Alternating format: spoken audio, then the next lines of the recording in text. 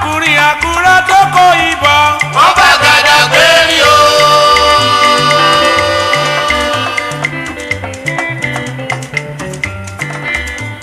ọmọbìnrin Àkúrẹ́ tọ́jà ìbọn o. wọ́n kò sí ló pẹ́ gan. ayé.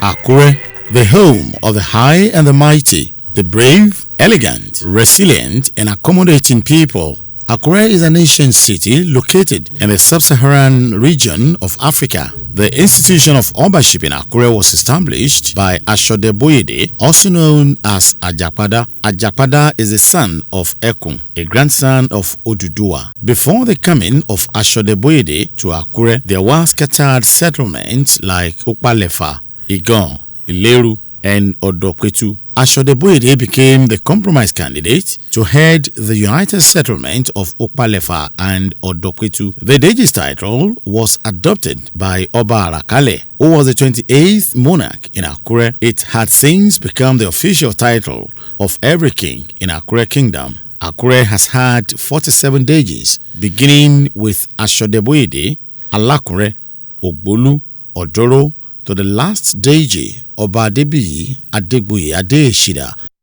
Oba Alade Toyinbo Ogunlade Aladelusi Odudun II is the 47th Deji. He became the unanimous choice of all kingmakers, making him the first Oba to achieve such a rare feat. Oba Alade Toyinbo Ogunlade belongs to the Osupa dynasty and a direct son of Oba Olokunwolu Adesoro Osupa I, who reigned between 1834 and 1846. He gave birth to Oba Aladelusi Adesori Odundo I, whose reign was between 1882 and 1890. Ogunlade Aladelusi was a direct son of Oba Odudu. Ogunlade Aladelusi later gave birth to the father of the current Deji, Chief Ogunlade Alade Toyinbo, who was the Olu of Alayere during his lifetime. I had expected the choice was going to come from the family.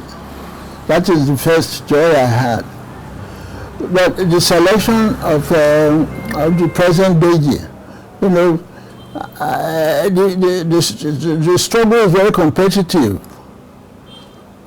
And I am the father to all of them. And I thank God for what came out. Of all the lineage of Odudu family, is the only one that has a direct lineage. The Osupa family picked him and gave us a letter that they had been chosen as the sole candidate at that time. So when he was chosen, I wasn't very surprised, but I was very happy for him.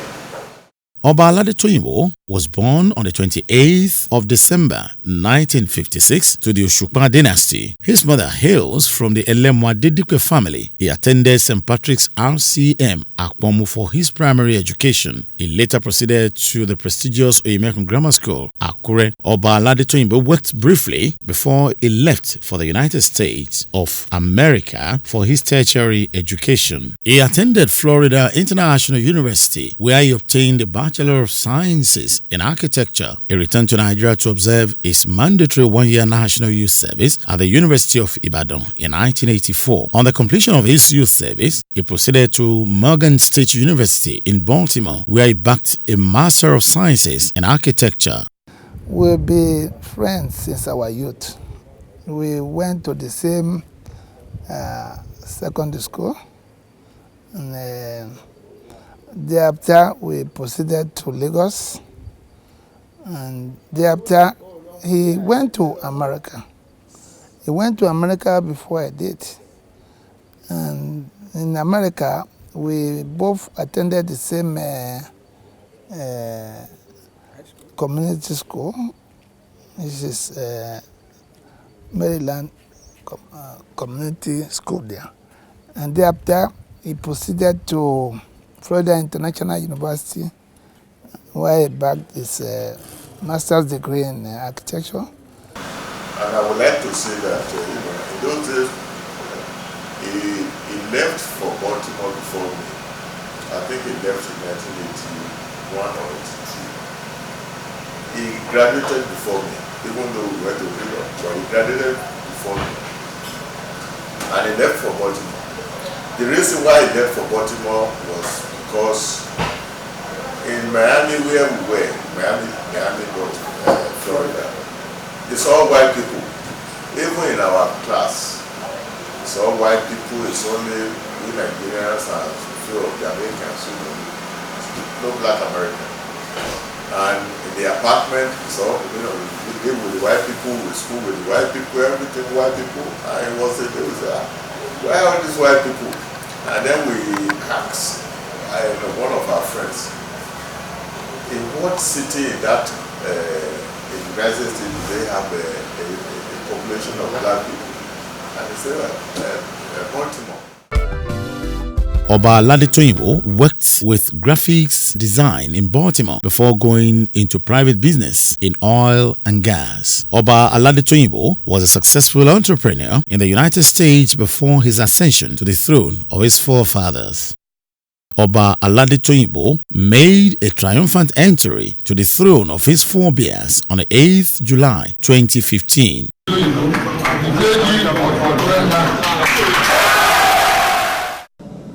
The Oshupa ruling house is equally grateful to His Excellency that the local government was allowed to keep it with letters of the law without any interference from any quarter. I knew he would be the Deji. That function was held in Afi, and the mark was on him. And I always wrote to some people, sitting by me, that this man will become the Deji. 2 or 3 years after, he had not become the Deji. But that was the impression I had. And I didn't miss it. So I'm vindicated. He has a halo on his head. You see respectability. You see his way of conducting himself. He's always very clean, very well dressed. He loves people around him. He's kind. I remember when I left for the United States in 1997. We lived together.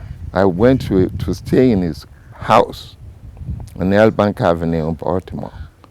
Free of charge. He allowed me to stay a whole year in his house. And he was actually preparing food for me. You might want to see our Kabiyesi then, preparing food. And without any cost, without charging. That is why most Baltimoreans, people who live in Baltimore, love him. He allows people to come around him. When Kabiyesi, the late Kabiyesi, visited Baltimore, Oba Adebiyi Adeshida, I remember Oba Adeshida was so prognostic. He told him, point blank, he said, what Ajovayo. He was surprised. But that is invariably what happened.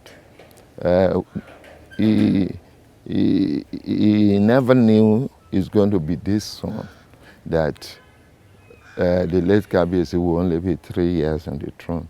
And you know, with the edict that the Deji's tool has to be rotational now, with the Adeshidas and the Oshupa family.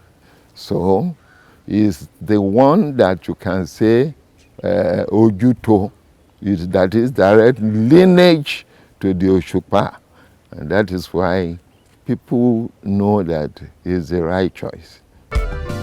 Oba Toyinbo is a peace-loving monarch who is doing everything possible to unite all sons and daughters of Akure and also all communities that made up the Akure division. This was evident in his speech at the 2017 Oyemekun Festival, where he said, "Let me assure the good people of Akure land and all our friends and well-wishers here gathered that the train of unity is leaving the terminus in the hearts of our people at the moment, and its destination is victory.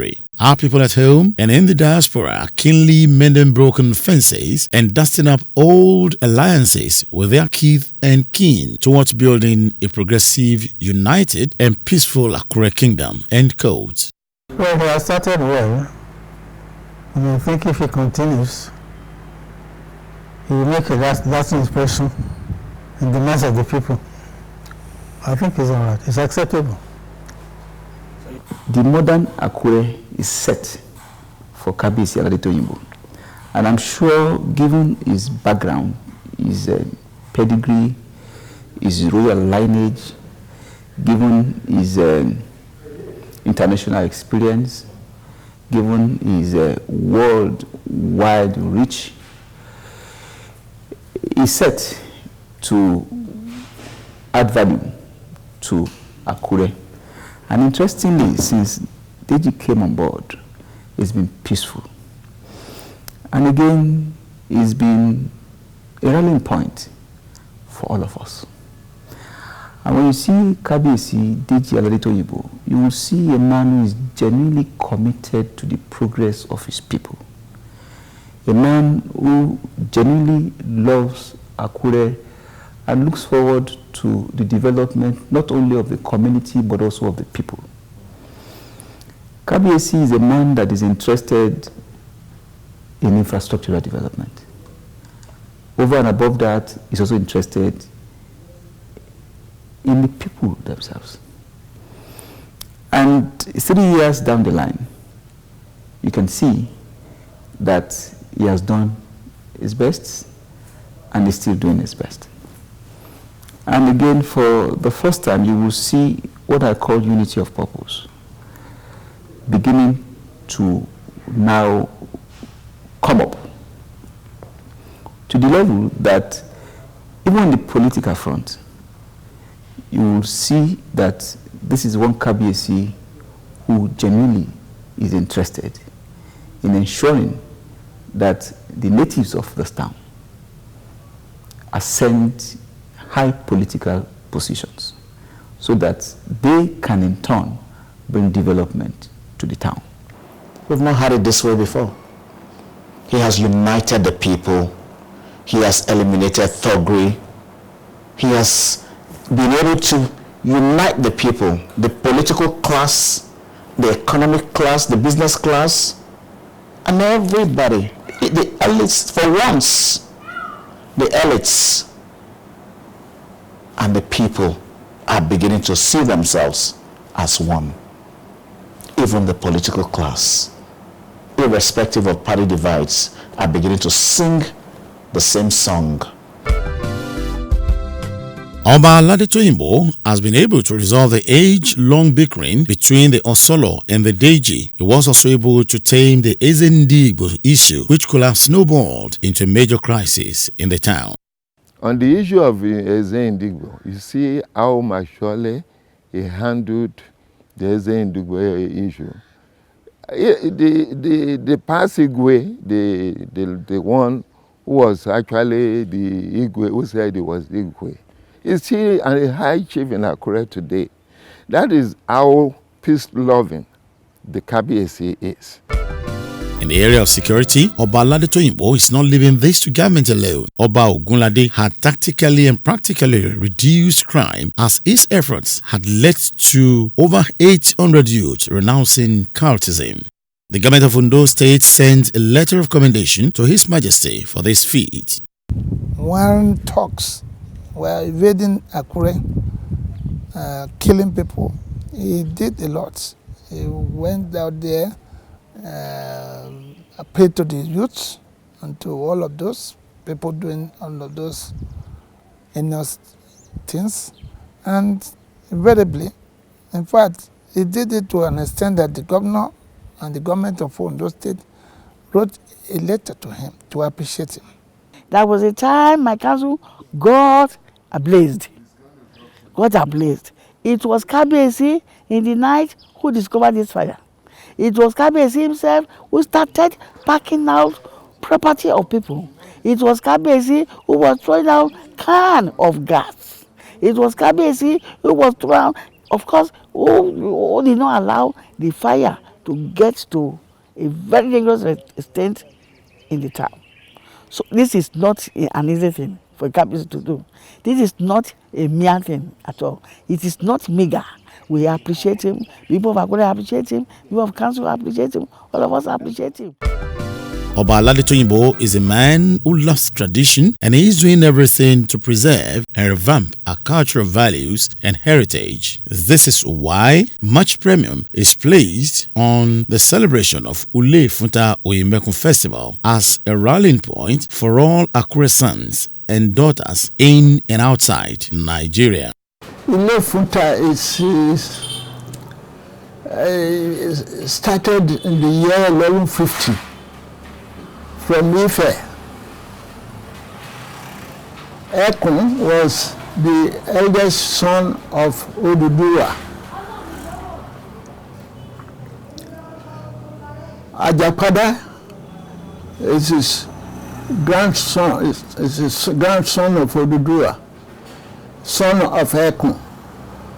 But unfortunately, Ekun died before he was born. So like every father, you expect more from your eldest child. And so when Ekun died, and Ajapada, his son, was born, Oduduwa loved that as much as he loved others,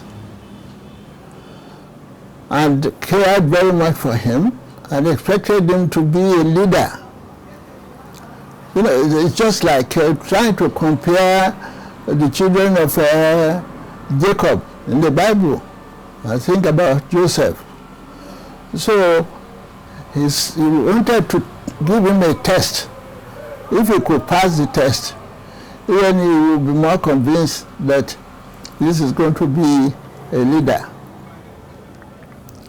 So, and he kept him in a room. You know, those houses in those days are built of mud. He kept him in a room built of mud and windowless. Of course, you know, because there is no ceiling, so some air can come in. And Ajapada was locked in that room for 7 days and was feeding only on bitter pepper. At the end of 7 days, he came out hale and happy. And Oduduwa was so happy. I named him Omoremi Lekun. So it is the 7th day that Ajapada came out that we celebrate as Ule Funta.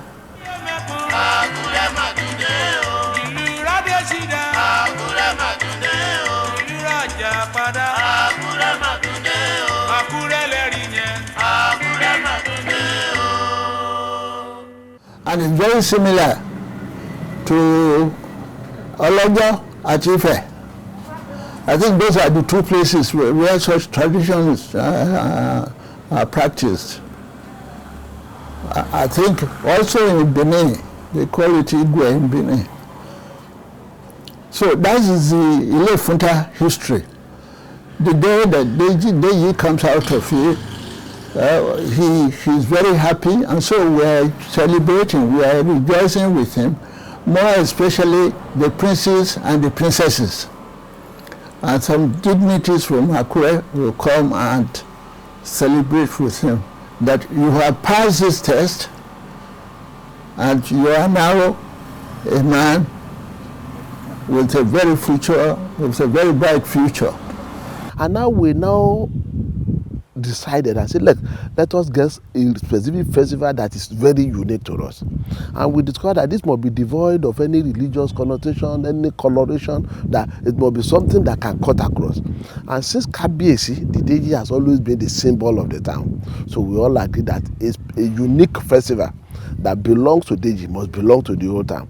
See, in those days, the Deji is all in all. The Oba is the one that will give judgment, is the one. So Deji has always been working all around the clock. But our forefathers devised a way to give him a reprieve. So that's why they now establish the festival. They call it Lefuta.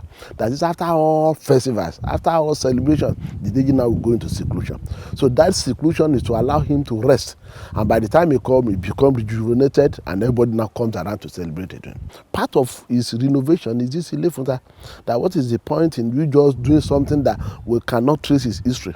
But Ilefunta has specific history with the establishment of the town. So those are part of his innovation. You know, he's a well-traveled man. He's been in US, so he had to bring all those into bear in his governance of the cultural aspect of the town. The Ilefunta Festival is actually an annual festival celebrated from years immemorial in Akure. It used to be called the Oyemekun Festival. But when Kabiyesi came and appointed ODI, that is the club that is called OOYE Development Initiative, to anchor this year's festival, he said he would love for us to rebrand it to Ilefunta Festival, which is a major festival that is associated with Kabiyesi after going on his annual leave, which normally takes about 7 days. And then when he comes out, that is when they celebrate Ilefunta. Now, the festival is supposed to bring together youths, adults, women, men of Akure indigenes from locally and in the diaspora, for unity and development of our town. So we believe that is what brought about this year's 2018 festival. I want to tell you the Ilefunta is one major festival that unites the people of Akure Kingdom. And Akure Kingdom comprises of the Akure South, Akure North, and the Federe local government areas. It is an annual festival to celebrate the progenitor of Akure Kingdom, to celebrate the goodwill of the people, to bring everybody together. I'm a freeman of Akure land. And all my life I spent it in my Akure here. I have never seen a time a Kabiyesi celebrates the cultural heritage of the town as the President Deji is doing. I have never seen the Kabiyesi who knows that the culture of the people should be revived. I'm not saying him. And this Kabiyesi has been doing since all these days. And this has made people in the town to be happy about the Kabiyesi. Very successful. Akure people love him. The chiefs, all the chiefs love him. They rally around him. He does things in accordance with tradition. He ensures that all the chiefs are carried along in anything he does. His relationship with other traditional rulers within and outside the state has been very cordial. He remains an advocate of Yoruba unity and preaches this everywhere he goes. Oba Aladetoyinbo had perfectly maintained the religious harmony that exists between the different faiths in Akure. The Deji recently held a royal iftar with the Muslim community, thus making him the first Deji to organize such. His contributions to the churches have equally been tremendous. Oba Alade Toyinbo had conferred honorary chieftaincy titles on both indigenes and non-indigenes of Akure who had distinguished themselves in their various fields. They include the late Professor Chief Oluagbi, the Ashaju of Akure Kingdom, a legal luminary, Chief Ifedayo Adedipe SAN, the Basharon of Akure, Chief Mrs. Shefumi Olawumi, Yeye Bobagunwa, Chief Mrs. Fumilola Oluwadari, Yeye Oge, Prince Rotimi Ibidapo, Are Akpesin, retired Rear Admiral Ilesomi Alade, the Balogun of Akure Kingdom, and I Chief Banji Akingbule, the Atunluse of Akure Kingdom. Oba Alade Toyinbo's dream is to see an industrialized, peaceful, egalitarian, and united Akure city. He is leaving no stone unturned to achieve this. My dream for Akure is to become an industrialized city, to have as many tertiary institutions as possible, to be peaceful, and I want all sons and daughters of Akure to be employed. For Akure to have its own university is very paramount, not even to me alone, to all the Akure people. We started Oyemekun Grammar School. We want to have our own private university.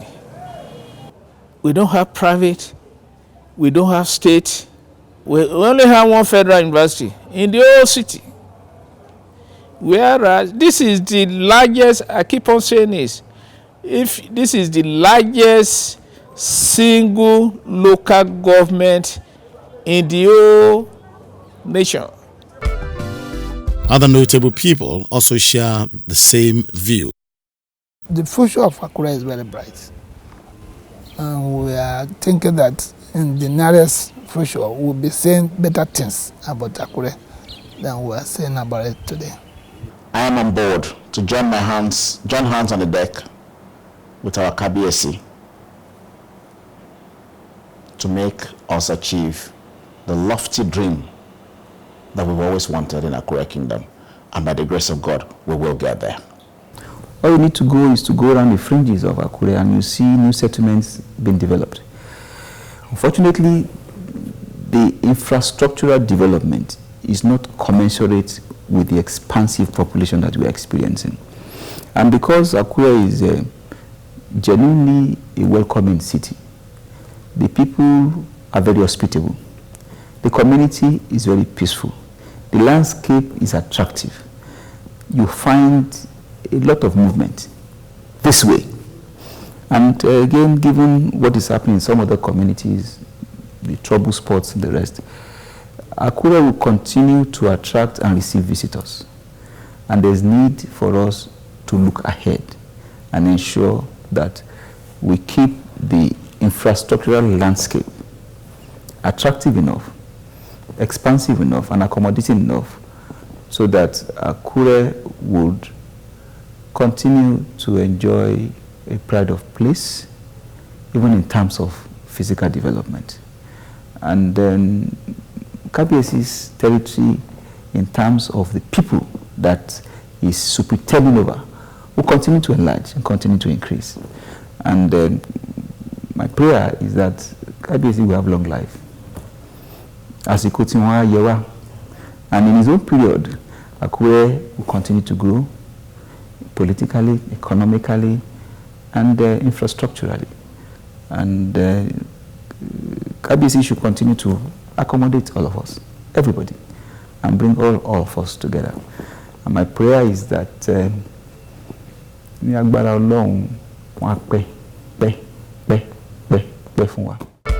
Oba Alade Toyinbo has passion for education, he loves American baseball, and he plays table tennis. His favorite musician is the late Wale Glorious, and he listens to the music alongside his beautiful Oloris. Olori Abimbola, Olori Jumoke, Olori Oluwakemi, Olori Titilayo, and Olori Adetutu. Ọmọkùnrin Àkúrẹ́ tó kó ìbọn.